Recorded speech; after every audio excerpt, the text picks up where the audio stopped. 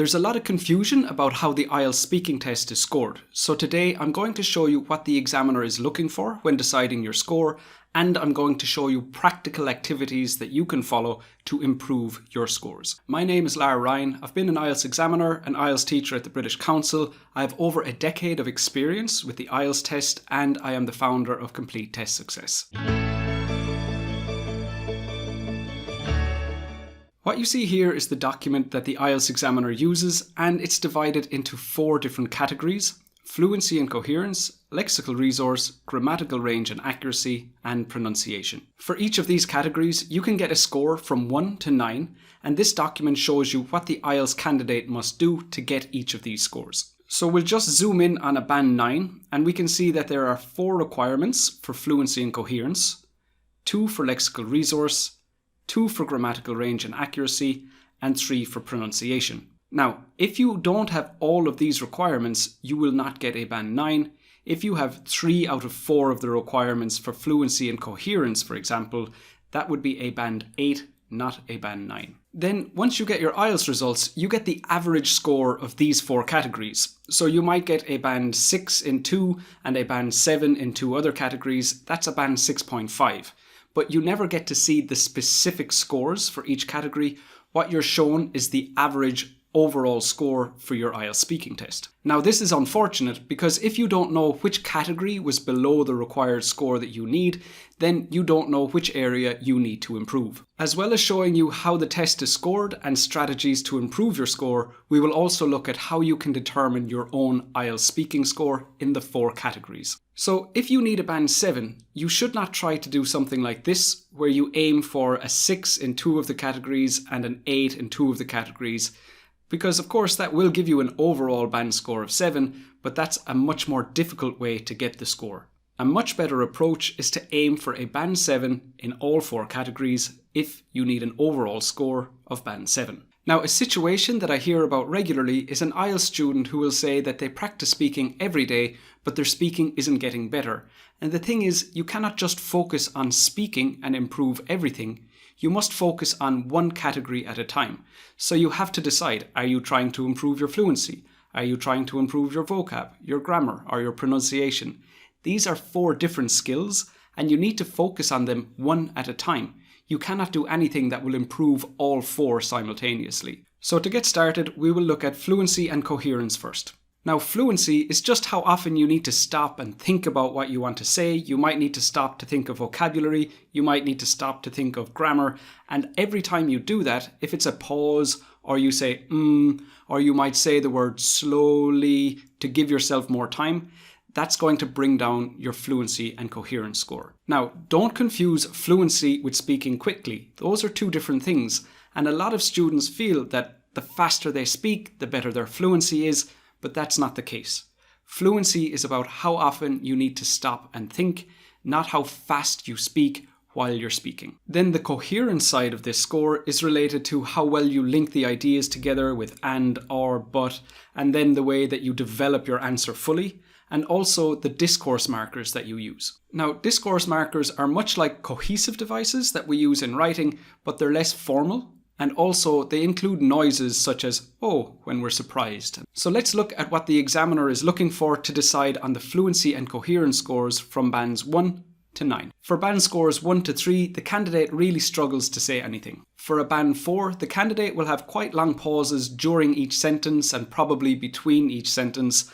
And also, they connect ideas in a very repetitive way. So they would say, and then I did this, and then I did that, and then I did the next thing, using and then, or whatever connective in the same way over and over again. For a band 5, there will be some pauses, and the candidate will repeat their ideas or repeat the vocabulary to give themselves more time. And on top of that, they do connect the ideas in a rather repetitive way as well, but not to the same extent as the band 4 candidate. Now, a band 6 candidate can develop all their ideas no problem, but they will have short pauses quite often. And then the way they connect ideas does show a lot of range, but not always perfect accuracy. Now, a band 7 candidate will also pause, but it's when they're thinking of less common vocabulary. They don't need to pause to think of just common vocabulary that we use a lot. Then the way they connect ideas is mostly accurate. But the big thing here is that this candidate can speak and develop ideas without effort. To score a band 8, the candidate must fully develop their ideas and connect them with a lot of accuracy. But the big difference between a band 7 and a band 8 is that when this candidate pauses to think, they're thinking of ideas about what to say next, not vocabulary or grammar. Then for a band 9, all of the answers are fully developed and the ideas and the sentences are connected perfectly in all instances. Next, we're going to look at how to develop your own fluency, and all of the resources that I mention have links in the video description so you can find them all there. So to improve your fluency, basically you need to practice speaking, and the key is that you don't take any time to think about what you're going to say first. So let's say you're at a restaurant and you have a menu and you have 5-10 minutes to think about what you will say to the waiter or the waitress. That is not helping your fluency. But if you're given a topic or you're asked a question and you have to respond to that in the way you do when you're normally speaking, that will improve your fluency. Now, the most enjoyable way to do this is to have a speaking partner, but you need to have someone you can speak to regularly. If you just do this 1 or 2 hours a week, that's not going to help. On top of that, you need to be at a similar level of fluency. If you're working with someone whose fluency is way worse than yours, then you're not really getting a chance to develop your own ability.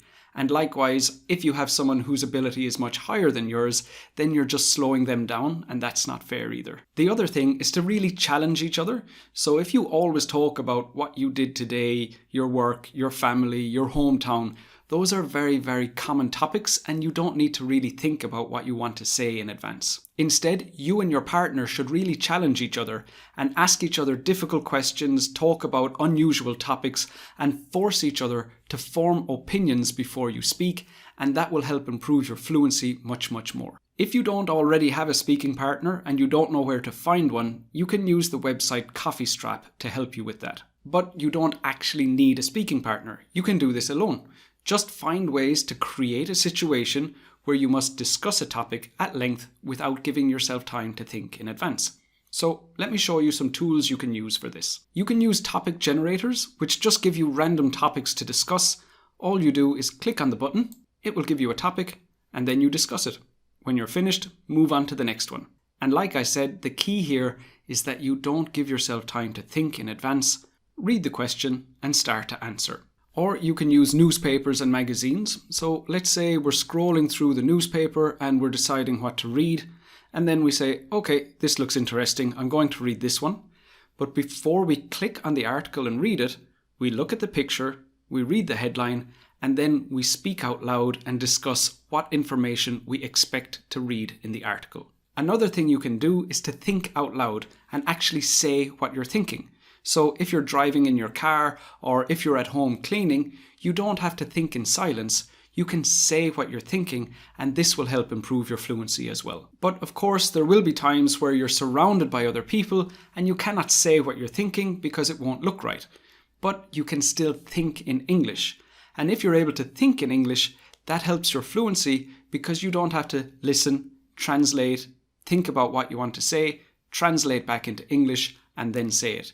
Thinking in English will massively improve your fluency score. Next, we're going to look at the second band, Lexical Resource. Now, Lexical Resource is just the term that IELTS uses to describe vocabulary, and what you're being assessed on here is your range and the accuracy of the vocabulary you use in your speaking test. Now, I know it feels like a job interview, but really, this isn't a formal setting, and it's okay to use informal language, and the best way to get a high score is to just speak the way you would normally speak to your friends, your family members, or anyone else that you regularly speak to in English. So for bands 1 to 3, basically the candidate finds it difficult to say anything. A candidate who scores band 4 has the vocabulary to discuss common topics like their job, their friends, their family, shopping, and regular things like that.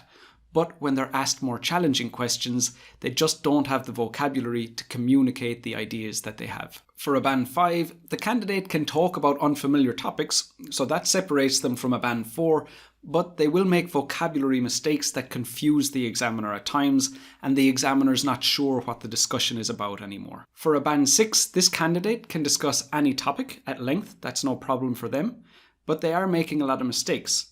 However, these mistakes that they make never cause confusion and communication is always clear. A Band 7 candidate will still make some mistakes, but far fewer than a Band 6, but also they're using topic-specific vocabulary. So if, for example, the topic is environment, they will have specific vocabulary that is used to discuss that topic.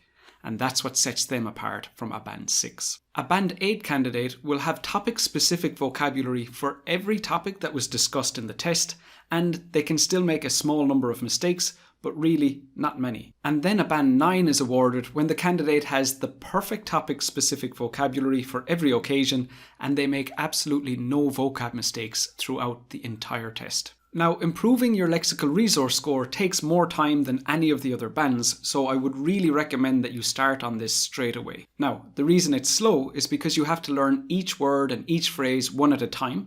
There's no way to learn lots of different words in one go. Also, you need to research each piece of vocabulary very deeply so that you know how to use it accurately and in the right context. Now, the way that vocabulary is stored in the human brain is in two categories. We have receptive vocabulary, and that's vocabulary that we can understand when we hear it and we read it. And then we have productive vocabulary, and that's vocabulary that we can use accurately. And when you're learning vocabulary, especially for the speaking test, this is where you want it to be. So to move vocabulary from receptive to productive, you need to actually use it. So you can write about the topic by yourself, or you might want to start conversations about the topic by asking your speaking partner their opinion about various aspects of that. For reviewing vocabulary, it can also be helpful to just focus on one topic at a time. When you focus on just one topic at a time, you can listen to podcasts about the topic to help you review, you can watch documentaries about the topic, and you can read books about the topic. The 3 resources I just showed you there are all free, and you can find links to those in the video description. Now, I realise that we're talking about the IELTS speaking test, but I would still recommend that you focus on improving your vocabulary in writing first, because you have more time to think about the words, process how to use it correctly, and make corrections if necessary.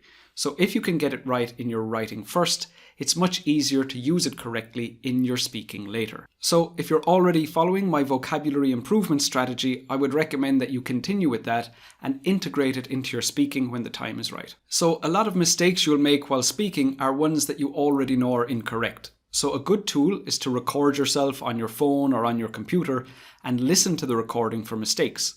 However, you will only find mistakes if you know they're already wrong. But you can also look out for collocations that you're unsure of. And if there are any collocations in the recording that you're not 100% certain of, you can research these online. My favourite tool for this is to use a newspaper because all the articles have been edited and you know that the vocabulary is correct. So what I'll do is I'll go to a free newspaper like The Guardian, click on the search function, and then type in a collocation that I'm unsure of, such as discuss about. If this collocation is correct, I will find this in the search results, but if the collocation is incorrect, such as the one we're looking at, we see discussion about, discussion about, but no examples of discuss about. This means that I know this is an incorrect collocation.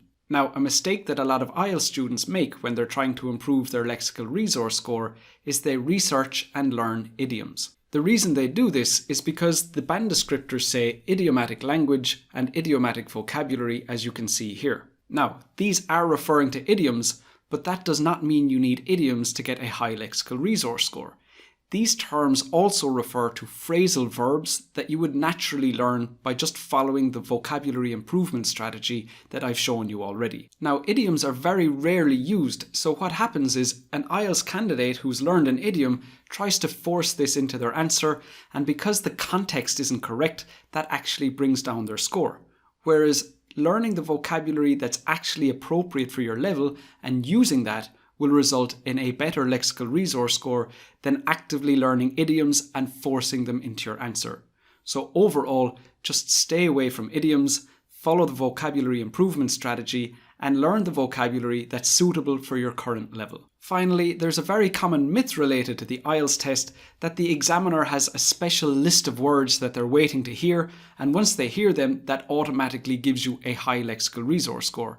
That is absolutely not true. Just consider the fact that the IELTS test is accepted by immigration offices and universities all over the world because it's such a reliable assessment of your English ability. If there was a magic list of words that would automatically give you a good score, that would not make it a reliable test. And that brings us to the third band descriptor, known as grammatical range and accuracy. So before we jump into grammar, I just want to let you know that my next lesson will be about what to expect on test day and what to do in each part of the test. So make sure that you like my page and subscribe to my channel so you don't miss that lesson. So one part of the requirement for the higher band scores is a range of structures, and I just want to make sure you understand what that is before we look at what's required for each of the band scores. Just be aware that the examiner is not looking for a specific number of structures or specific types of structures.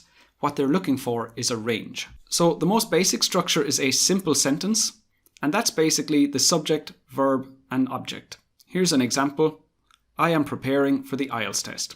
Now really, simple sentences are not going to help your grammar score, so you should try to avoid these as much as possible. The next structure is known as compound sentences, and this is basically where we take two simple sentences and we join them with words like and, or, but, and so. And here's an example of one of these.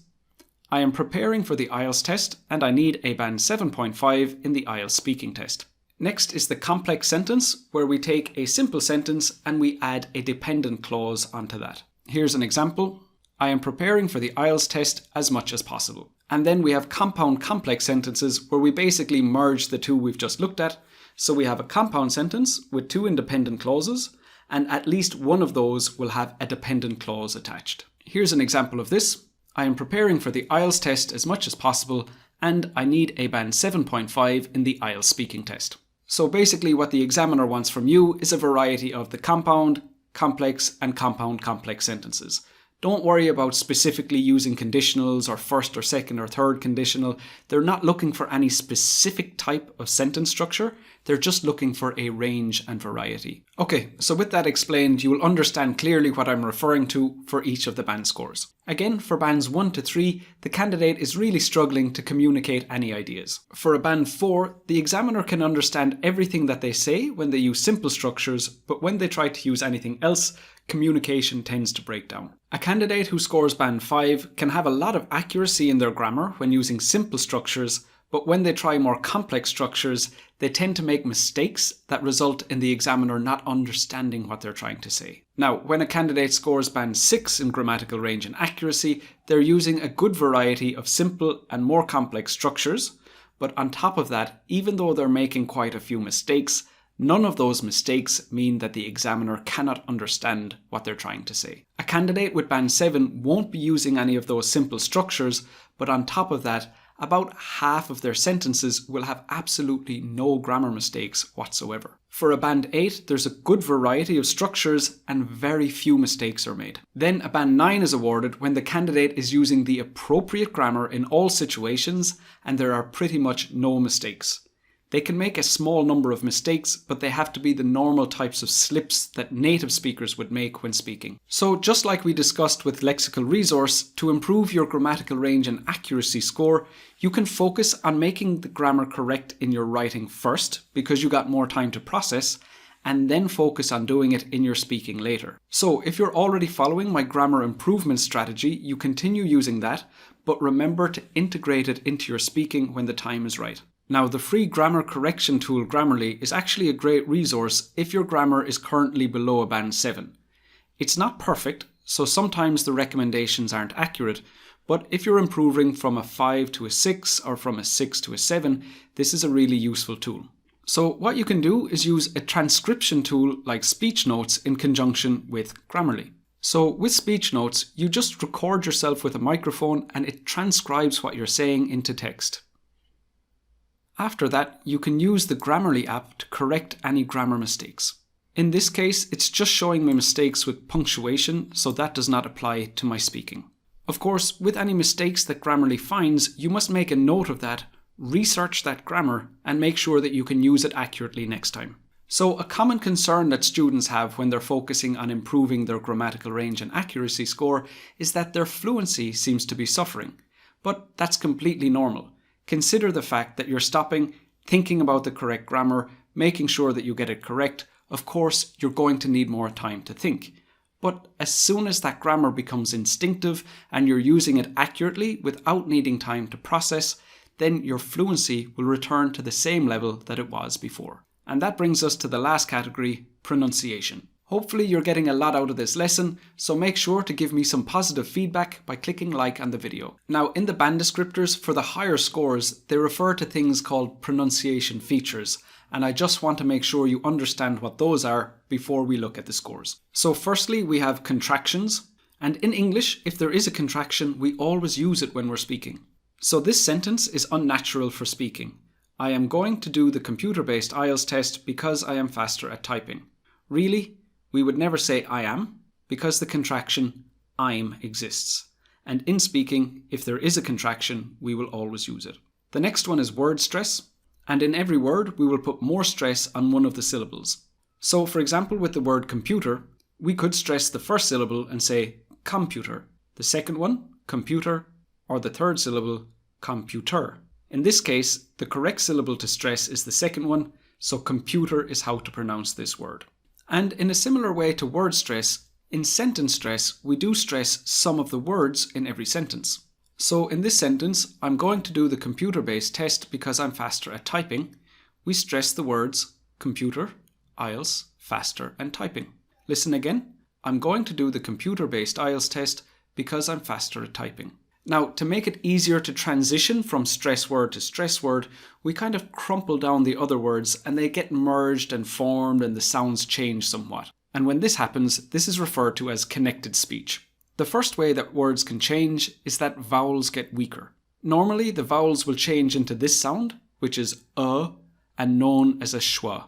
Now, this only happens to the words that are not stressed.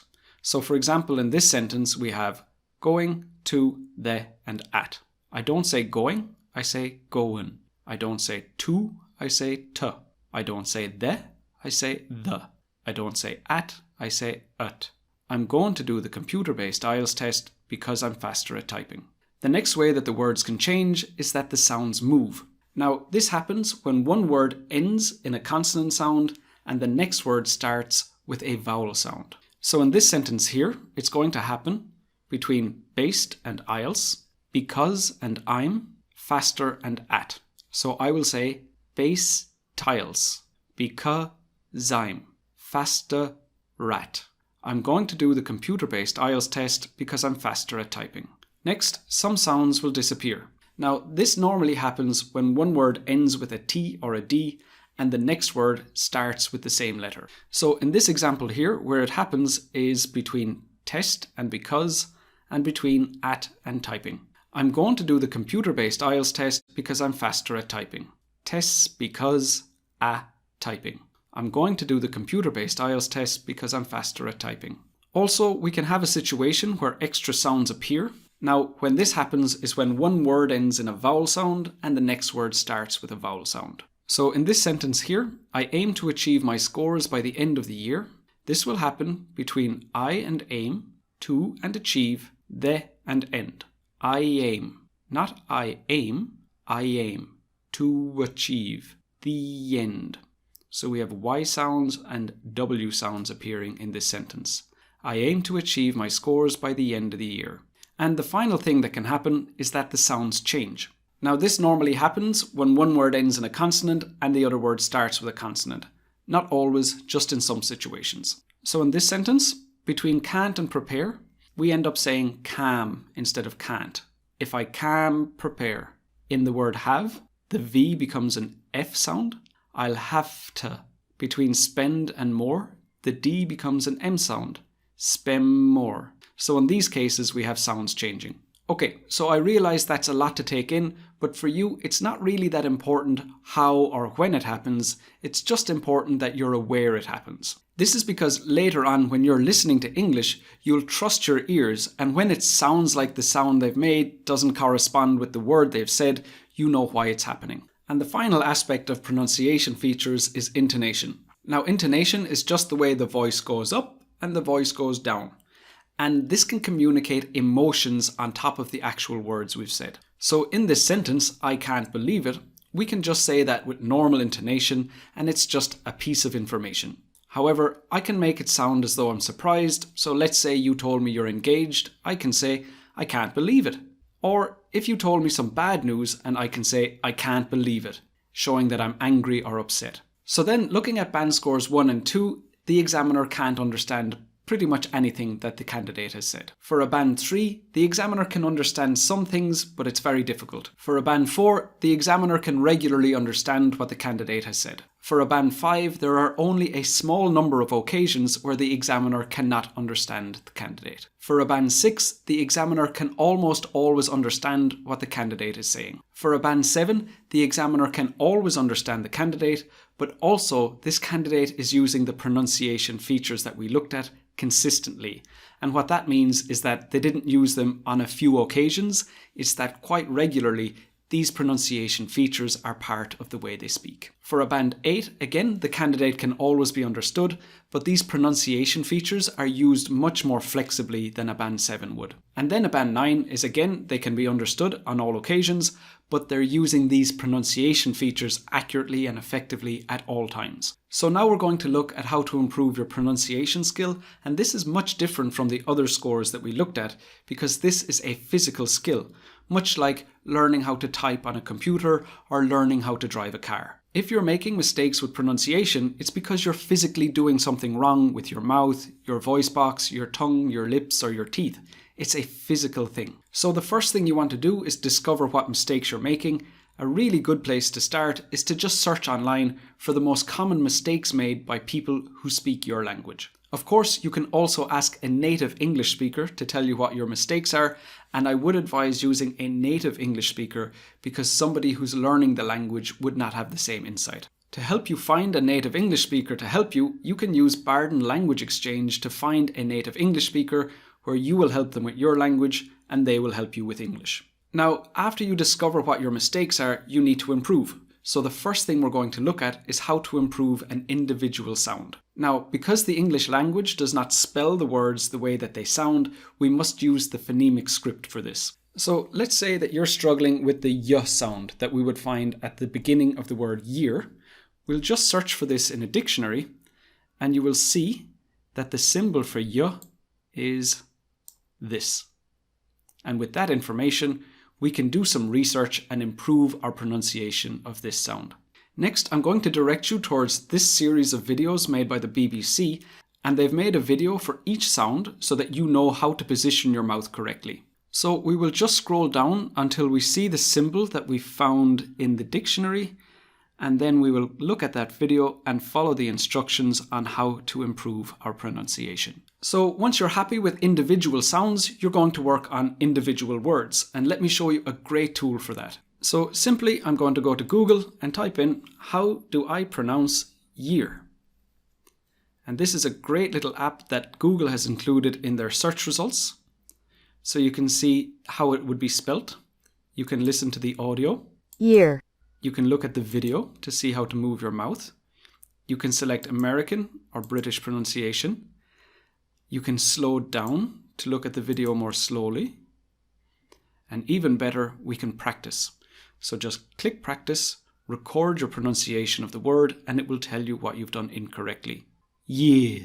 And as you can see, it tells me what I've done wrong, and I can even click on how to improve, and it will give me further suggestions on what to do correctly. Next, we're going to focus on sentences, and the first thing to do is to find a recording of a sentence, be it on YouTube or a podcast that you're going to copy. Next, you're going to listen to that sentence several times and try to notice which words are stressed and also any of the pronunciation features from earlier on. And this is where I said you'll just need to trust your ears because the sounds won't be the exact same as when the words are spoken individually. Next, you're just going to record yourself saying that sentence and compare the original with what you've recorded. Once you find one or two mistakes, just practice this slowly to get used to the mouth movement, and once you're satisfied, record yourself again and compare. Now, to help you with this, there's a really nice Chrome extension called Pronounce, and if you're below a band 7, this is really useful because you can highlight any sentence on any page and it will read it for you. And it worked in Italy for 2 years. Then it allows you to record your own and you can compare very, very easily. However, because it's quite robotic at a band 7 or higher, you will need to use more authentic resources. So for most scores, intonation isn't really something that you need to be concerned about. So if you're looking for anything under a band 8, I would focus on the other areas. However, if you do need a higher pronunciation score, the best way to improve your intonation is by listening to lots and lots of English. The more exposure you have, the more you will pick up the subtleties of intonation, and eventually that will just instinctively become part of the way you speak. So before the end of the lesson, I just want to show you how to analyse your own score so that you have an idea of what you're capable of. By far the best thing you can do is get the support of an IELTS expert, because they will tell you exactly what scores you'll get in each band, and that will allow you to just focus on the one that's below the score you need. I have free live feedback lessons where I can do this for you, so just sign up with the link in the video description. But you can also get an idea of your score by yourself and with the help of a native English speaker. For fluency, simply record yourself, and if most of your sentences have pauses and repeating yourself and anything like that, that means that you're a band 6 or lower. But also we have fluency and coherence in that band score. So let's say you're talking to a native English speaker and they can understand every word you say, but there are occasions where they don't know what you're talking about. That would indicate that your fluency and coherence score is a band 6 or lower. For Lexical Resource, if you're ever trying to communicate an idea but you don't have the vocabulary to do that, that means you're a band 5 or lower. For grammatical range and accuracy, you can use the Grammarly app that we looked at earlier on, and if it's suggesting corrections to the grammar in more than half of your sentences, you know that you're a band 6 at the most, or possibly lower. Now, most native English speakers won't be able to distinguish between a vocab or a grammar mistake. So what that means is that you'll have to put these two together for the assessment you would get from a native English speaker. So when you're speaking to a native English speaker, besides pronunciation mistakes, if they can understand everything that you're saying, you know that you're at least a band 6 in both Lexical Resource and in grammar. Finally, for pronunciation, you can use the search by voice function on Google, or you can speak to a native English speaker, and if they can understand everything you say, you know you're at least a band 6. However, you do need to speak in sentences, because if you speak one word at a time, that does not indicate what you're capable of. So let me know in the comments below, which part of the IELTS speaking test are you most concerned about?